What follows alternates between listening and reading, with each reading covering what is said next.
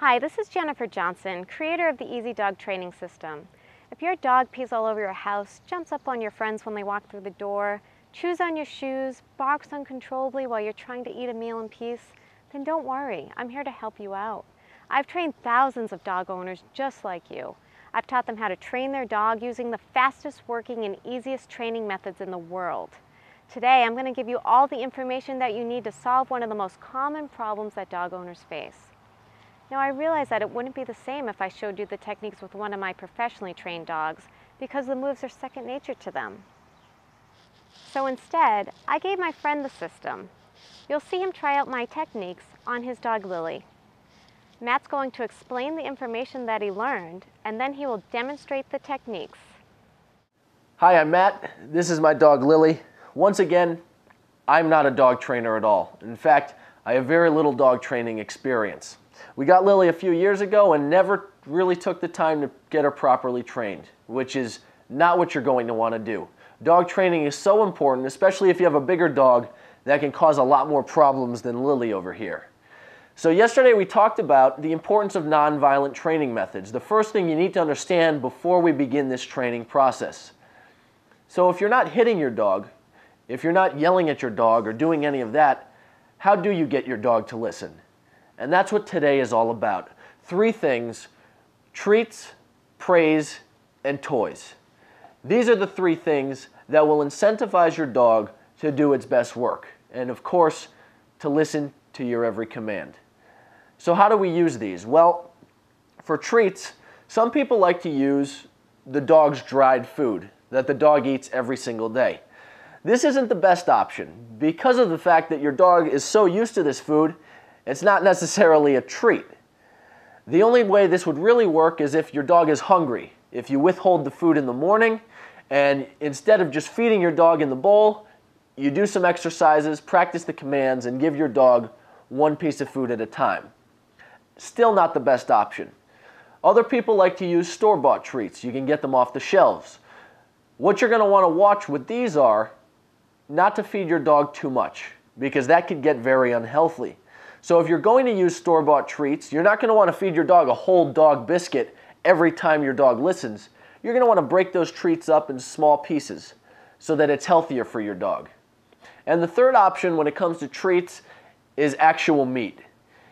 People like to use cooked pieces of chicken, and again, if you're doing that so it's healthier for your dog, you don't want to overfeed your dog any type of food, you're going to want to chop that piece of chicken up in little small cubes, and it will go a long way. Also, chopped up pieces of hot dog, chopped up pieces of turkey, little pieces of cheese, different things like that, your dog tends to respond to the best. So that's what we would recommend, and that's what we found Lily responds to. Next, praise. With every command that you're going to be doing, say sit, for example, you tell your dog to sit. If the dog listens, what you do is you reward with the food treat, and then you're going to want to give your dog a ton of praise. What we mean by this is a high-pitched voice. Even if you're a guy, you're going to want to use a high-pitched voice, pet the dog, and be very upbeat about it, very excited. Good girl, Lily, good job. Just like that. Because eventually we're going to wean the dog off the food treats, we're going to randomize the food treats, and your dog's just going to respond to the praise, which is so important. Because when you're at the park or when you're outside, you're not always going to have treats in your pocket to get your dog to listen. So your dog needs to know when you say the command, even if it's not being rewarded with a treat, it will still have something, and that praise will be just enough. And the third thing is toys. Some dogs respond best to toys. This option you're going to want to test. We like food over the toys just because of the fact that if your dog sits when you say sit, what people will do is they'll give their dog the toy and they'll praise the dog just as you would with food. The thing is with toys, especially if you're not training your dog too often or if you're doing this for the first time, sometimes your dog will just take the toy, run away, and get distracted.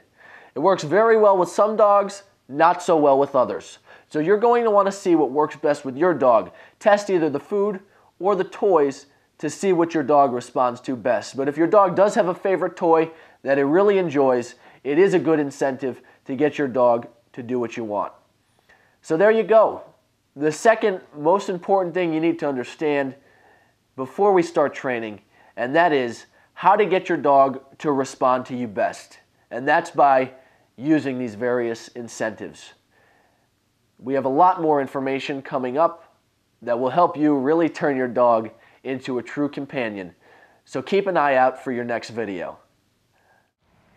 If you've enjoyed this brief training module, then you're going to freak out when you see the entire Easy Dog training system. The information on this video is less than 1% of the information revealed in the system. Go to www.easydogtrainingsystem.com or click the link in the video description so that you can gain access to the entire system and to more training videos just like this. See you soon.